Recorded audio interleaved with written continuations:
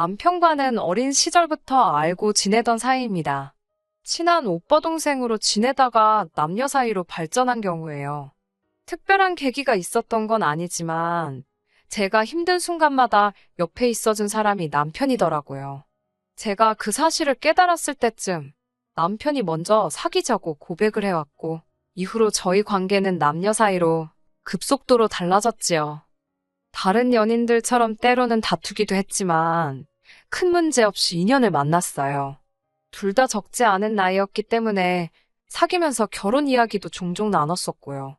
그러다 본격적으로 결혼 이야기가 나오기 시작한 건 아버님이 위안 판정을 받으시면서였습니다. 당시 저는 시댁 식구들과는 만난 적이 없었지만 시댁에서는 남편에게 저라는 여자친구가 있다는 걸 알고 계셨고 아버님이 잘못되시기 전에 아들이 장가는 가야 되지 않겠냐며 하루빨리 결혼을 추진하길 바라셨던 모양이에요. 이런 전후 사정을 다 알고 있는 저로서는 남편의 프로포즈를 거절하기가 어려웠지요. 아버님은 병원에 입원하셨고 저희는 최대한 빠른 시간 안에 가족들만 초대해 식을 올릴 수 있도록 휘뚜루마뚜루 결혼 준비를 하기 시작했습니다. 말이 좋아 결혼식이지 중식당에서 양가 식구들만 모아놓고 식사 한 끼 한 게 전부입니다. 얄미운 신호가 그래도 호텔 중식당이니까 어디 가서 호텔에서 결혼식 했다고 자랑하면 되겠다고 사람 성질을 건들더라고요. 그런데 식을 올리고 나서야 아버님의 위암이 오진이었다는 사실을 알게 되었습니다. 오래된 궤양이 뭉쳐서 위암으로 보였던 거라며 사실은 간경변이라나 당장에 6개월밖에 못 사실지도 모른다 소리를 들었다가 간경변이라 하니 온 집안이 축제 분위기였어요. 남편도 너무 기뻐했고 저도 물론 기뻤지요. 하지만 조금 속상하기도 했습니다. 그 오줌만 아니었다면 일생에 한 번뿐인 결혼식을 그렇게 번갯불에 콩 구워 먹듯 휘뚜루마뚜루 할 일은 없었을 테니까요. 친정부모님께서도 남편을 불러 이제라도 제대로 된 식을 올릴 준비를 하라셨습니다. 사정이 딱해서 일단 식을 올리라고 허락을 해주긴 했지만 중국집에서 딸 시집 보내는 부모 마음을 자네가 아느냐며 남들보다 더 크고 화려하게 하라는 소리는 안 하겠지만 최소한 남들 하는 만큼은 해서 보내겠다고 그렇게 부모님께도 말씀드리라 하시대요. 남편이 난처해야 하는 기색을 보이자 친정부모님께선 그 전까지는 혼인신고할 생각도 말라고 하셨고요. 그런데 이 이야기를 들은 시부모님의 반응이 가관이었습니다. 당신들이라고 제가 100% 마음에 들어서 며느리로 들인 건 아니라고요. 상황이 상황이다 보니 당신들도 경황이 없어서 허락을 한 거지. 따지고 들자면 끝도 없었다나 어쩐다나. 남편을 통해 이 이야기를 전해 들었을 땐 정말이지 어이가 없어서 이럴 거면 헤어지자 소리가 절로 나오더군요. 그런데 남편이 절 붙잡았습니다.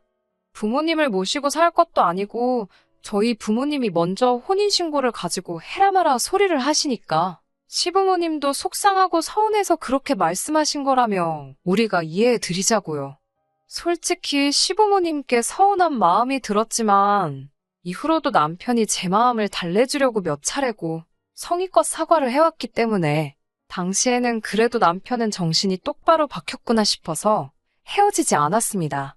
시부모님이 뭐라고 하신들 모시고 살 것도 아니고 무엇보다 남편과 저 두 사람 사이는 좋았으니 크게 신경 쓸 문제가 아니라고 생각했고요.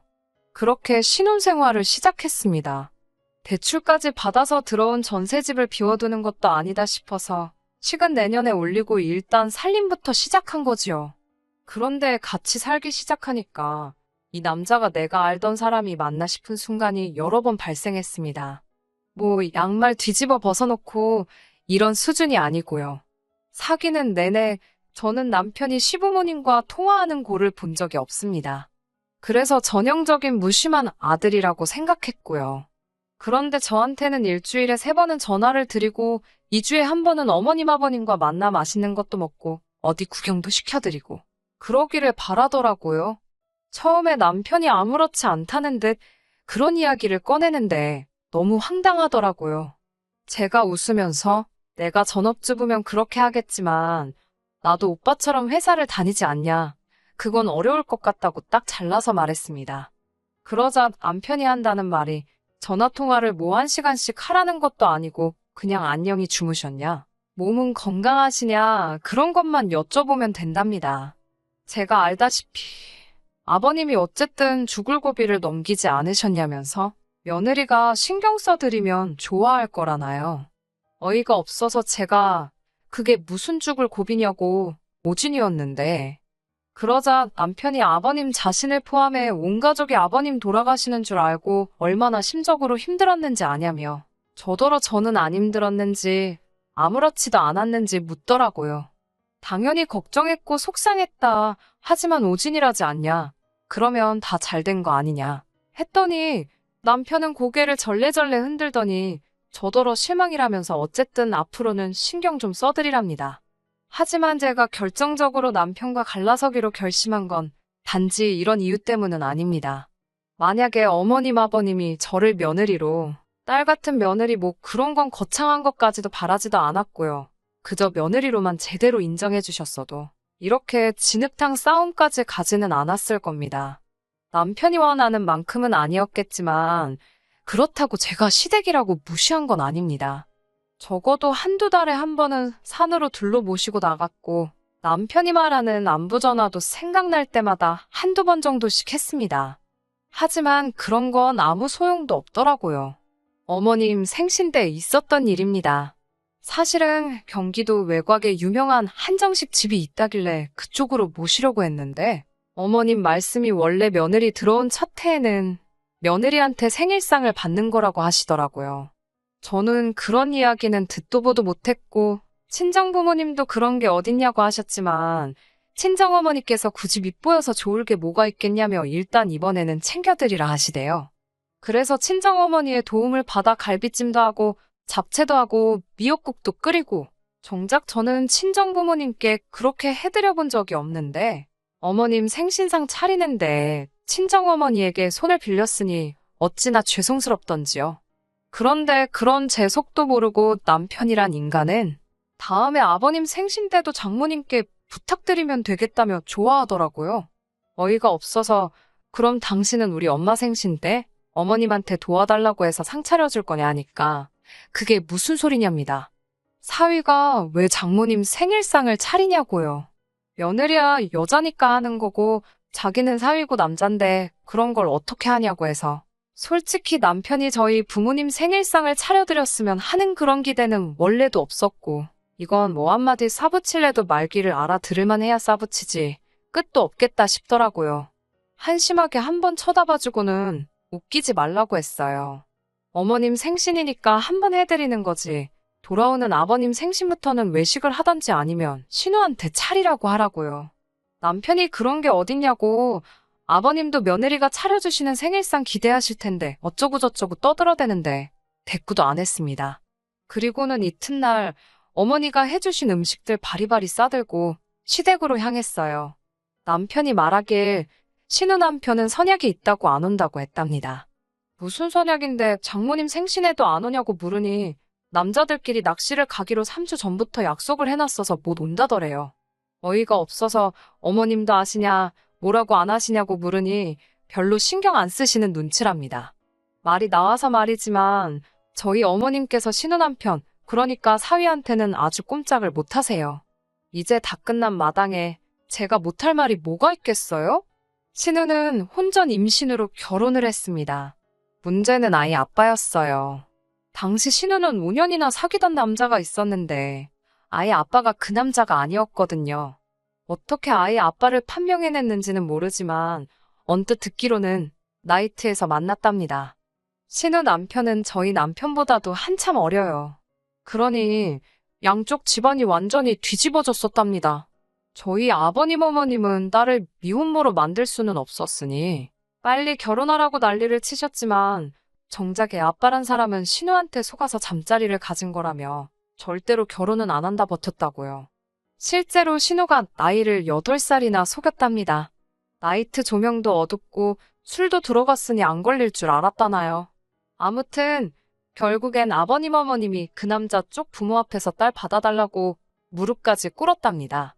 그렇게 결국 남자는 빈몸으로 오고 아버님이 대출받아서 신우 결혼시켰다던데 지금도 정확한 속사정은 모르지만 그래서인지 신우가 자기 남편한테 절절맵니다. 시부모님도 마찬가지고요. 아무튼 시댁에 도착하니 역시나 신우가 애만 데리고 와 있더군요. 신우가 절 보더니 왜 이렇게 늦었냐며 배고파 혼났다고 짜증을 냈습니다. 무시하자 생각하며 케이크는 사오셨냐고 물으니 냉장고에 있답니다. 슬쩍 봤는데 케이크 모양이 이상하더라고요.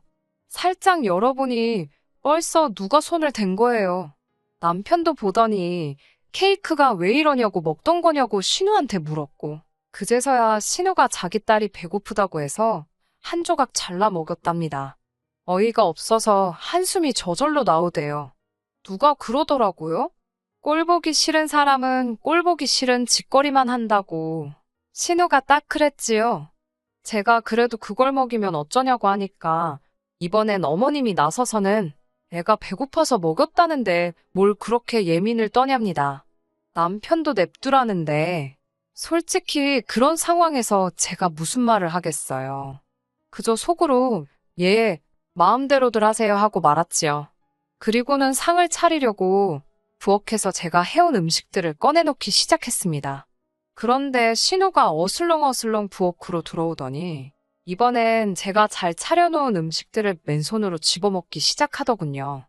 쪽쪽반 그 손으로 자기 애 입에도 넣어주고, 제가 지금 뭐 하는 거냐니까 제가 제대로 해왔는지 검사하는 거랍니다. 그러더니 좀 이따 어머님한테 쪼르르 가서 뭐라고 쑥덕쑥덕 하는 것 같더라고요.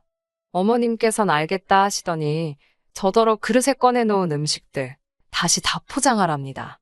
저는 음식에 무슨 이상이라도 있나 싶어서 놀란 마음에 왜 그러시냐 물었어요.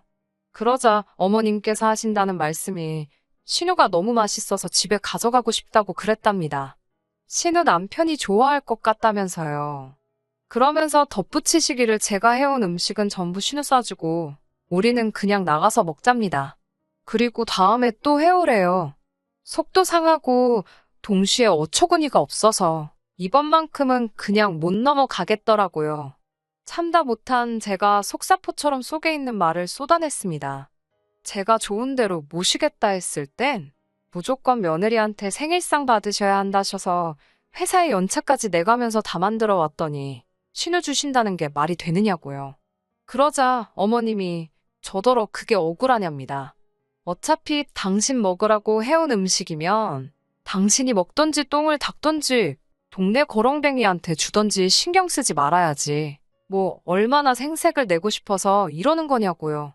제가 어머님께 무슨 말씀을 그렇게 하시냐고 받아치려는데 이번엔 신우가 나서서는 됐다고 필요 없다고 포장하지 말랍니다. 치사하고 더러워서 안 가져간다나요? 저는 신우한테도 말 그렇게 하는 거 아니라고. 나도 이 음식들 하느라 시간 쓰고 돈 쓰고 들인 정성이 있으니 어머님께 서운해서 그러는 거라고 받아쳤습니다. 그러자 신우가 돈이 문제냐며 한 10만 원 주면 되냐입니다. 진짜 또라이인가? 미친 엑스 소리가 입 밖으로 튀어나올 뻔한 것 간신히 참고는 신우가 손댄 부분만 싱크대에다 보란듯이 버리고 남은 것만 챙기기 시작했어요. 그러자 안방에 계시던 아버님까지 나오셔서는 왜 좋은 날 집에서 큰 소리가 나냐며 저더러 여기서 네가 소리 지를 상대가 어디 있냐입니다.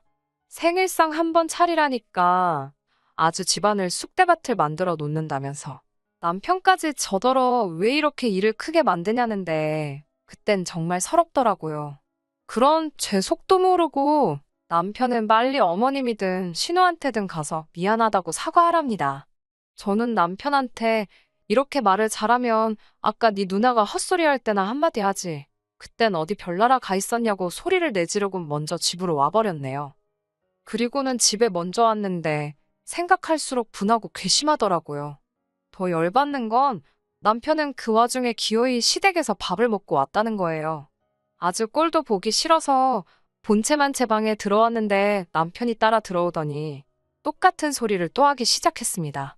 어머님께서 다른 며느리들은 시어머니 생신이면 돈도 50만 원, 100만 원씩 척척 내놓고 생일상도 다리가 부러지게 차려준다는데 그까짓 거 음식 코딱지만큼 해와서는 그거 지 신우 사줄까봐 절절 매는 꼴이 뭐냐고요.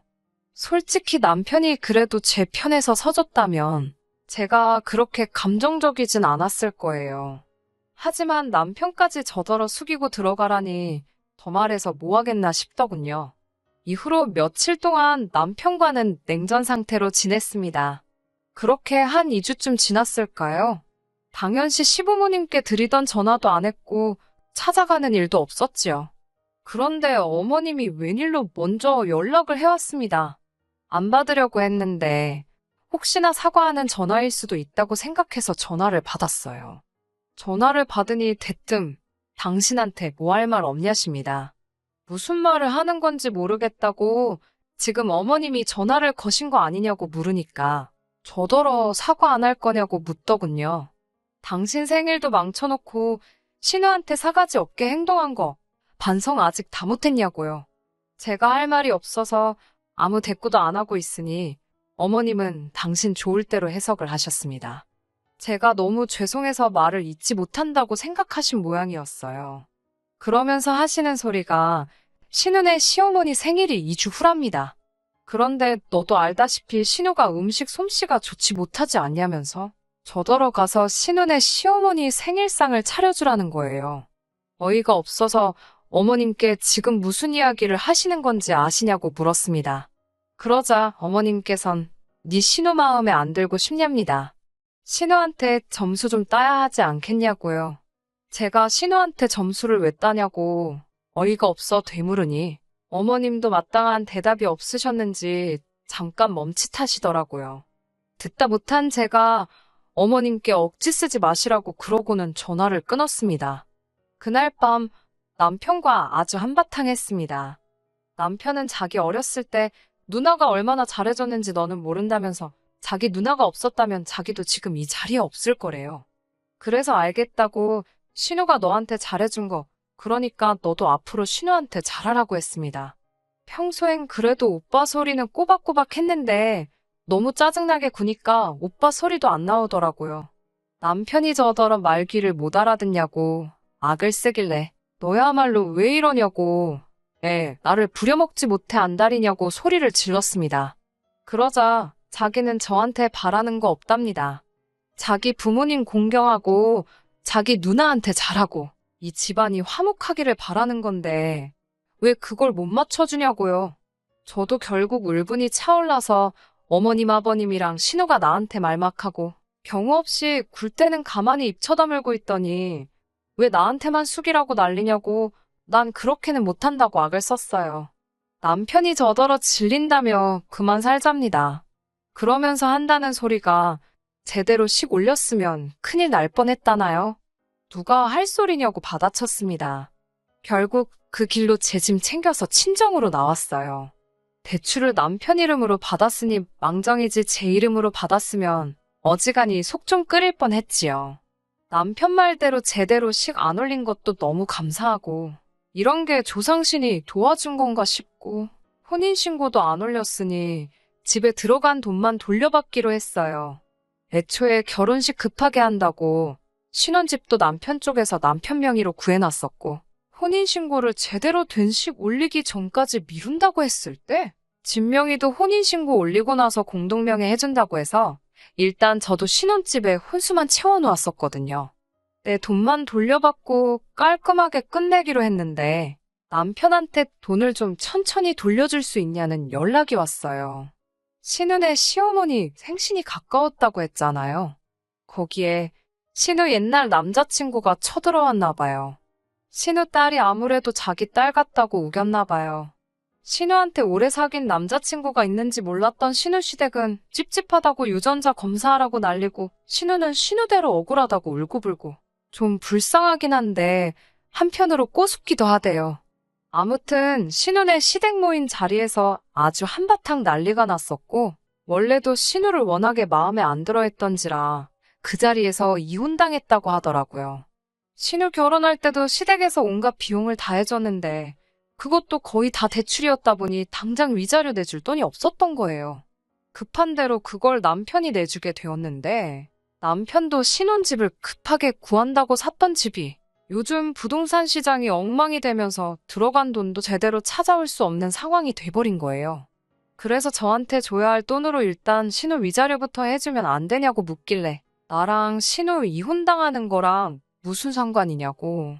내 돈 하루라도 늦게 돌려주면 법대로 하겠다고 저도 강하게 나섰지요. 결국 남편은 울며 겨자 먹기로 집을 급급매로 내놔서 몇 억을 손해보면서까지 집을 정리했고 빚은 빚대로 떠안고 거지가 된 시댁과 신우를 대신해서 신우 위자료까지 내주게 되었습니다. 제 돈도 끝전 하나 안 틀리고 다 돌려받았고요. 솔직히 미안한 마음도 들지 않아요. 마음씨 곱게 먹었으면 신우 위자료는 몰라도 저랑 같이 대출금 갚아나가면서 집이라도 지켰을 텐데 말입니다. 지은 죄가 있으니 그 벌을 받는 거라고 생각해요. 이래서 사람이 마음씨를 곱게 먹어야 한다는 말이 있는 것 같습니다. 끝까지 들어주셔서 감사합니다. 오늘의 사연은 여기까지입니다. 구독과 좋아요, 알람 설정 부탁드리고 더 좋은 사연으로 다시 찾아뵙겠습니다. 감사합니다.